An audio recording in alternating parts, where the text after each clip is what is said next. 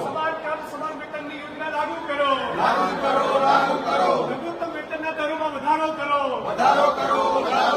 ગેસનો બાટલો આપો. 500 રૂપિયામાં ગેસનો બાટલો આપો. આઉટસોર્સિંગની પ્રથા બંધ કરો. આઉટસોર્સિંગની પ્રથા બંધ કરો. કર્મચારીઓનું શોષણ બંધ કરો. નર્મદાની કેનાલોનું નેટવર્ક પૂરું કરો. એસસી/એસટી યોજના બજેટ વિધાનસભામાં રજૂ થવા જઈ રહ્યું છે. રાજ્યના નાણામંત્રી શ્રી આજે બજેટ રજૂ કરે પહેલા ગુજરાતની જનતાની જે આશા છે, અપેક્ષા છે, જે માગણીઓ છે એને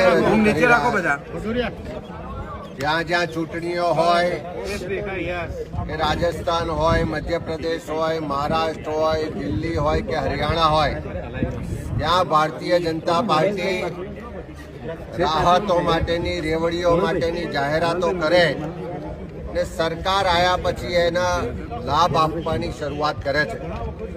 પણ ગુજરાતમાં 30 વર્ષથી ભારતીય જનતા પાર્ટીનું શાસન છે.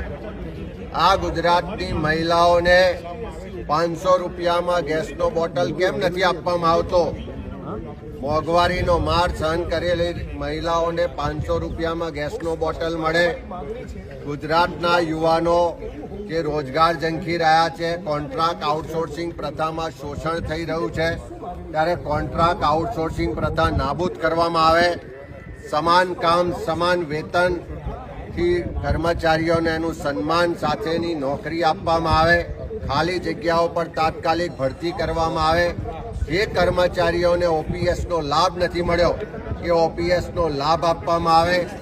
લાડલી બહેનોના નામે મધ્યપ્રદેશ, મહારાષ્ટ્રમાં ભાજપની સરકાર મહિલાઓને મદદ કરે છે, તો ગુજરાતની બહેનોને પણ માસિક 3000 રૂપિયાની સહાય આપવામાં આવે. આર્થિક રીતે પાયમાલ ગુજરાતના ખેડૂતોના દેવા માફ કરવામાં આવે. ગુજરાતમાં જે ખેડૂતોને પાણી નથી મળતું, નર્મદાનું નેટવર્ક પૂરું કરવામાં આવે. ખાસ કરીને ગુજરાતમાં જે મોંઘવારીનો માર સહન કરી રહેલા પરિવારો છે, જે ગરીબ પરિવારો છે, એના પાકા મકાન આપવામાં આવે. વૃદ્ધ હોય, વિકલાંગ હોય કે વિધવા બેન હોય, એને માસિક 6000નું પેન્શન આપવામાં આવે. એસસી, એસટી, ઓબીસી, માઇનોરિટી સમાજને વસ્તીના પ્રમાણમાં બજેટ આપવામાં આવે.